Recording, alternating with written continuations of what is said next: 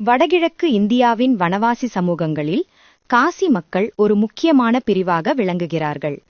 அசாம், மேகாலயா உள்ளிட்ட வடகிழக்கு மாநிலங்களில் காசி என்ற ஒரு வனவாசி சமூகத்தவர்கள் வசிக்கிறார்கள். பிரிட்டிஷ் ஆட்சியின் போது இவர்களில் பலர் வஞ்சகமாக கிறிஸ்தவ மதத்திற்கு மாற்றப்பட்டனர். மதம் மாறியவர்களுக்கு மட்டும் பிரிட்டிஷார் கல்வி, வேலைவாய்ப்பு, அதிகாரம் இவற்றை வழங்கினர்.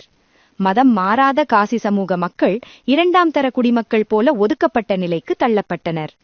ஆனால் இந்த நிலைமையில் ஒரு பெரிய மாற்றம் உருவாகத் தொடங்கியது. 1889ஆம் ஆண்டு செங் காசி என்ற அமைப்பு உருவானது.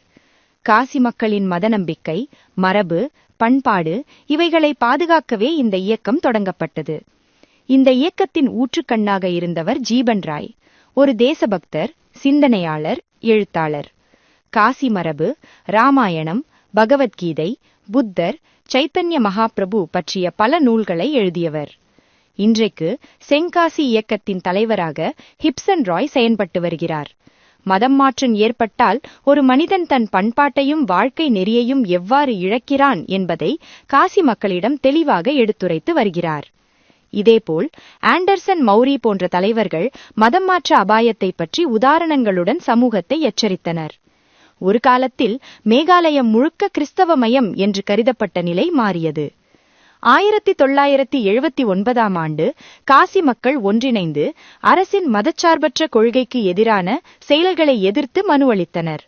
அதன் விளைவாக அரசு அலுவலகங்களில் மத விழாக்களை கொண்டாடக்கூடாது என்ற சுற்றறிக்கை வெளியிடப்பட்டது. இன்று ஸ்வயம் சேவகர்களால் நடத்தப்பட்டு வரும் பாரதிய வனவாசி பண்பாட்டு பேரவை வனவாசி மக்களுக்கும் மற்ற இந்துக்களுக்கும் இடையே உணர்வுபூர்வமான பிணைப்பை உருவாக்கியுள்ளது. கடந்த ஒரு ஆண்டில் மட்டும் 70 கிறிஸ்தவ குடும்பங்கள் தங்கள் முன்னோர் வழியான இந்து மதத்திற்கு மீண்டும் திரும்பியுள்ளனர். இதில் மிக மகிழ்ச்சிகரமான விஷயம் என்னவென்றால், உள்ளூர் இளைஞர்களே இந்த பண்பாட்டு எழுச்சியின் முன்னணியில் நிற்கிறார்கள்.